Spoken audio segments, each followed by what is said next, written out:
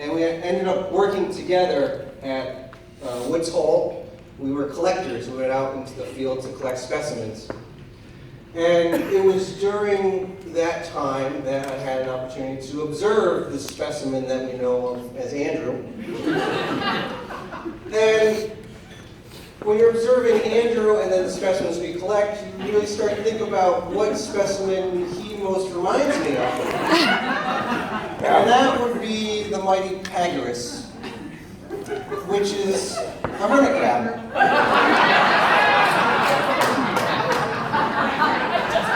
The mighty. And some people may think that the hermit crab is a little shy, but when you observe them, they're actually pretty sociable little animals. They kind of congregate, they flitter about with other little groups. They also, they get a little riled up when you poke them a little too much. But they're also kind of amazing little creatures because they pretty much carry everything they need with them. And they grow a little algae on them. They have little sea anemones that live on them. They basically use the ocean to cleanse them, like Andrew used to use the pool to cleanse himself.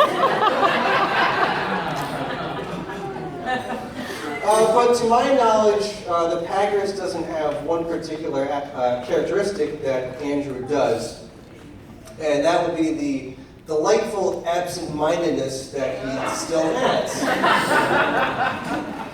Now, I could tell you all the stories about how many phones he has misplaced, how many times he's shown up at restaurants without the jacket, or how many times he's lost his keys, or how many times he forgot a hotel key card this morning. But this one instance really sticks out. We're in Manhattan, Kansas, and we are driving back from Seattle to Connecticut, where he's going to start law school. And we're driving my grandfather's early 90s Nissan Altima.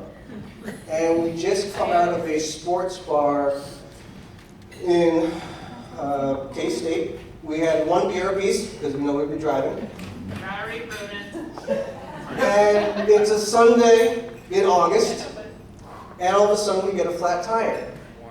So I pull over, and I go into the trunk, and of course Andrew has all of his worldly possessions in that trunk. So now I have to basically move stuff out of the trunk.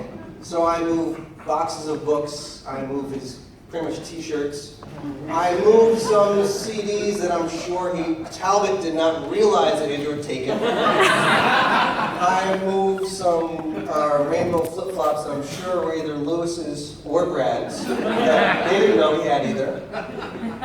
And as I'm bent over into the trunk, Andrew says, "What are you looking for?" And I say, "I'm looking for the lug wrench." And he says, "I left that in Seattle."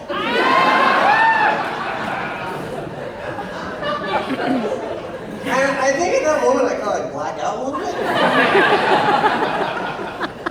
And somehow we find a mechanic on a Sunday in Kansas to fix our tire. And Andrew actually never lost his cool.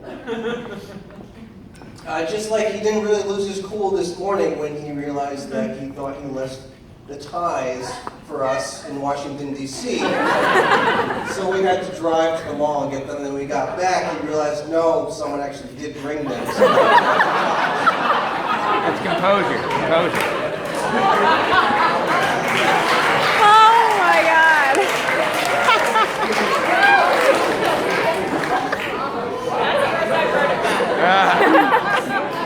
Keep it there.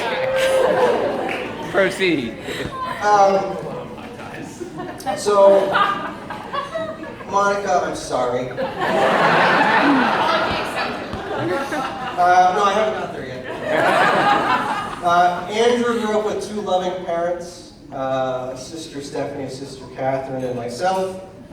And we couldn't cure him of this absent-mindedness, so this burden is now on you. But I know you are the right person for him because you have an uncanny ability